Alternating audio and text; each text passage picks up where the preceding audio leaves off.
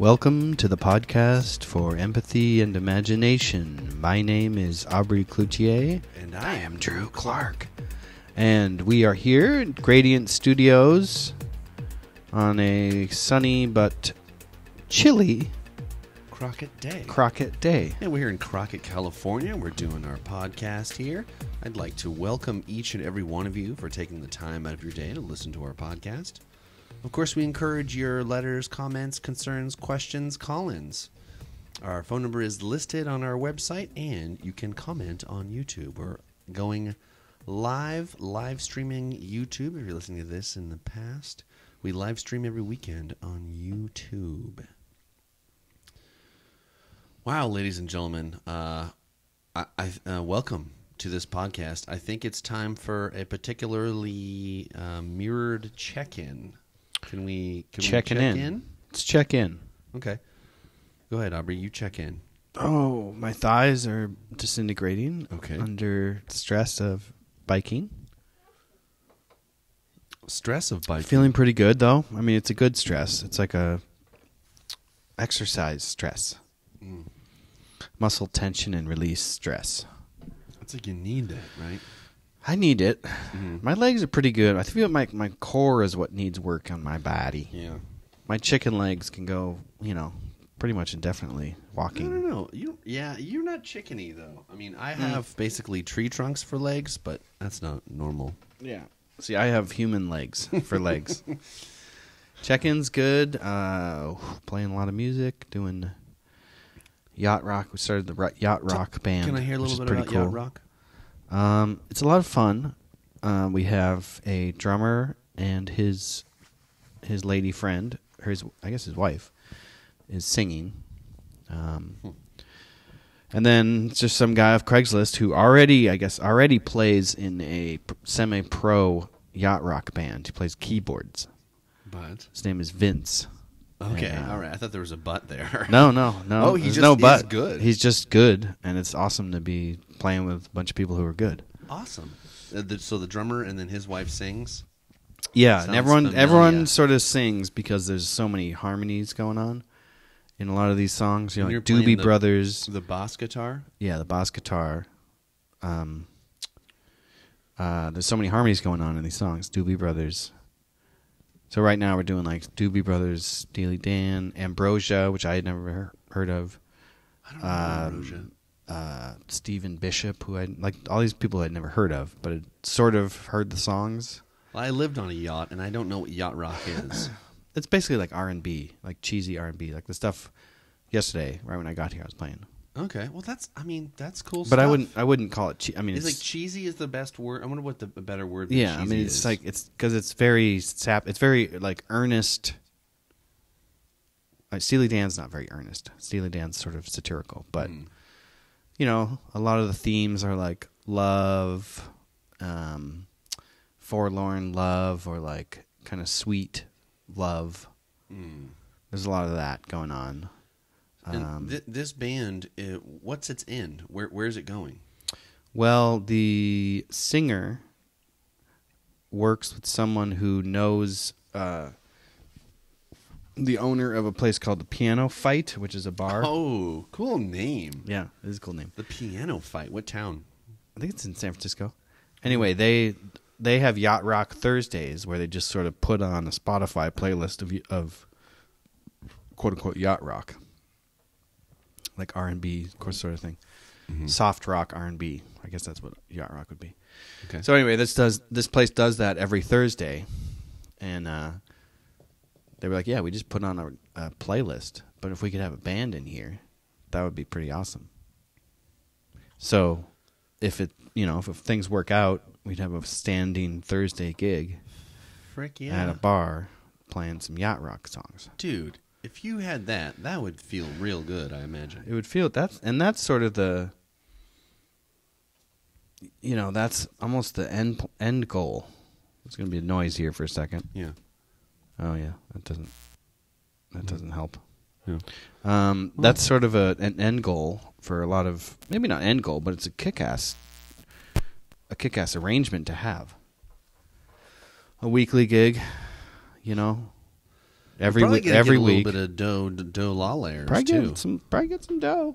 A couple of doll hairs, maybe even a beer, doll hairs, and I don't know, half a salad or something. I don't know But if like they have food you here. get. I've done that before. Been in a cover band that played every weekend in Boston, and you just you get a free beer, you get free dinner, maybe you get we got money, but you just get so good.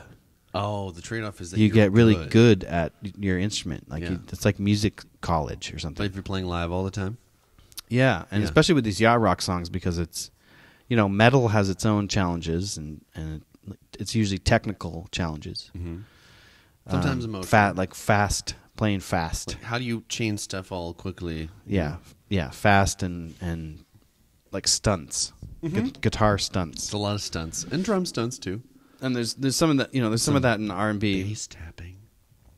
but a lot of the challenge is the harmonies and like the weird rhythms and Vocal stuff. or instrumental harmonies. Both. But So you're a lot of singing and vocal, harmonizing? a lot of vocal harmonies, and a lot of like just weird chords that you don't normally see in rock. Like Really? sort of jazzy sort of chords. With like F. Add 13 and all these. Are you weird doing ass mostly chords. single string stuff, or are you playing chords? Mostly single string, Yeah, I figured it'd be mostly single string. but there's a lot of chord changes. Like there's a lot of chord changes quick, so you have to, as a bassist, you have to be playing under whatever chord is happening. So when so it's good to know how chords are built, so that as a bassist you can be playing any note that's in the chord, if need be. See, I could benefit from that. I don't have that skill. That's cool. Well, yeah, I don't fully either. It's definitely like a process, So how does it feel to be in this new band that may have a San Francisco gig every week? It feels good. Everyone's, cool and Oh, but Thursday fun. night. Thursday night, I know. We'd have to Oh. change around some Apotheosis guest speakers. I'd want to go. I'd want to see that, your band. It'd be fun. Check it I out. think it'd be fun. Like Hall & Oates, sort of. It's all covers. Hall & Oates, Steely Dan. It's all covers. Mhm. And So it's a new cover band. we got basically. together one time so far, and we have, I guess we did 5 tunes.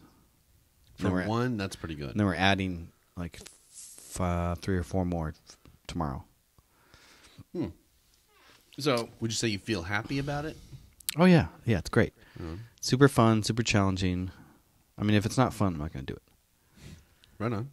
Especially with your hobbies, your Yeah. your vocations. Yeah. If it's like, oh yeah, I'm really good at this thing I hate doing. Your wannabe vocations, just gonna It'd be keep cool to doing play it. music all the time and get money. That would be awesome. I mean, if But we you have could to be professional You musicians, do have to work. You have to work hard at music. So that's part of my system is to work hard at music. Well, I know it's your check-in, but I definitely would say you're a very excellent musician. Thanks. I'm regularly astounded by your ability to make the bass guitar make nice sounds. It's like Mount Diablo. It's like a mountain. Learning is like a mountain. The higher up you get, you see more of what there is to know. Like the question gets larger Yeah. until you reach the top. But As is there as a top? beginner, it's like you can't even understand what the masters are doing.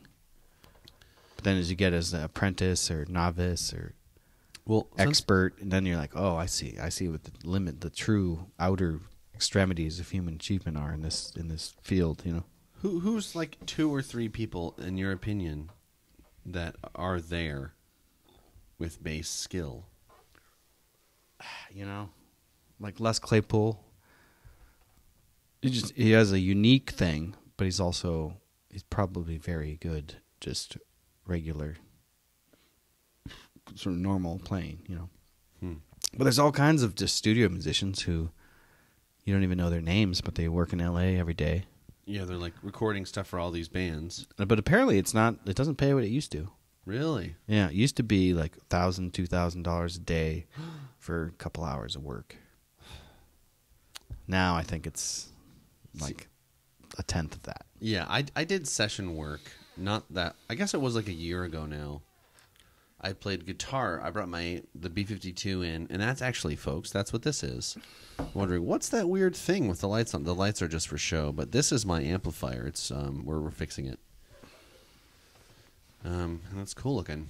I brought this amp and my guitar, and I just did some heavy riffing. They just needed some heavy riffing. Actually, you were there with me when the guy came up to us in Orchards, like, "Can you do metal guitar?" And I was like, "Yep." And I think I got $50 for like 2 hours of work.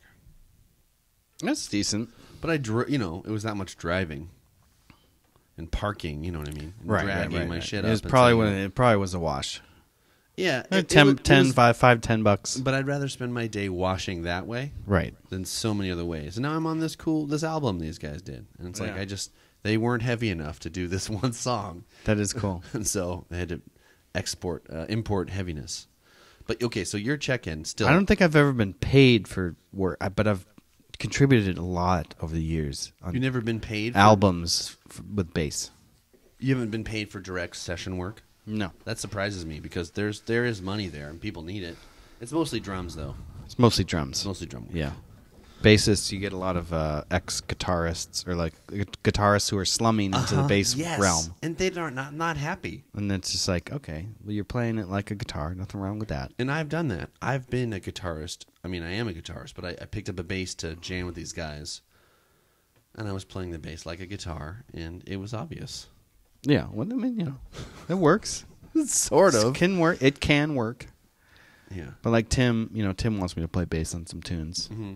Because he's like, yeah, my bass tracks just aren't cutting it. And he's probably playing them. I don't know. It's hard to say, it's hard to say what makes a bassist and not just a guitarist playing bass, right? Well, only a bassist would know, which is what you are. So please share with our audience. Yeah, what's going on? For me, I was always, I think it began as just kind of an ignorant or like arrogant thing. I was like, well, I'm not going to play with a pick. I just want to sort of really want to be able to master playing just with fingers and alternating fingers. And you don't always alternate. That's a myth. Because if you're doing string jumps, you don't necessarily alternate. So, but then I was like, I've just been doing this so long that that was my philosophy. It's like, I sort of have one style. I'm not Mr. Slap. Mr. Slap and tap and pick and not pick. I was like, well, I'll just play with my fingers. Very straightforward, simple style. You figure there's plenty to learn there. And that's why for a long time I never had any pedals or anything. Oh, really? Because I was like, it's just simple. A simple regular bassist. On a regular basis. On a regular basis. There's a show coming to YouTube soon. On a regular basis. On a regular basis. Yeah. And I think that philosophy worked well for me. Because I didn't try to be jack of all trades. Well, you didn't try to make your tone what you were doing. You tried to make your fingers what you were doing. Yeah, more of a feel thing than like a this is my tone. I have a Rickenbacker and I got a super growly, tinny tone. Like this thing makes a great tone, which is fine. I mean, But I'll find it when I find it. I'd play the show and adjust it as we go, rather than worry to get the right tone before I play a show. Yeah. And this thing looks pretty sweet. It's a sweet amp. I can't wait to have it on, and perhaps when we get it going, we'll put it on the podcast even. Mm. We'll just play a riff through it, and you guys solid state tri-mode rectifier. Well, it's solid state, but it's mostly a tube too, so it's both. Right. So it's solid state and it's a full tube amp, so you can run both, dude. Baby. So I guess that's my check-in. Okay, cool. I want to ask you a little more about your check-in. Do you have space for that? Sure.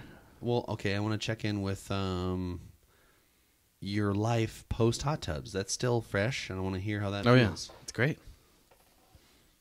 I still have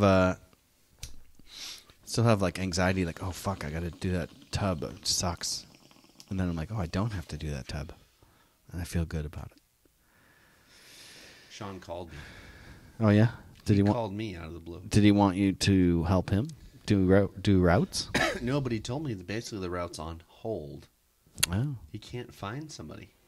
Oh, yeah. Maybe there's something there about not knowing when you have something good that's working for you, There might be or something. taking something for granted. There could be some of that. Yeah. So you're feeling good. You're feeling free-ish. You have less money, but more time. Yeah. Okay. Well, what about? Let me ask about. I mean, I know there was. We don't know everything, but is there anything you can share about relationships and romance?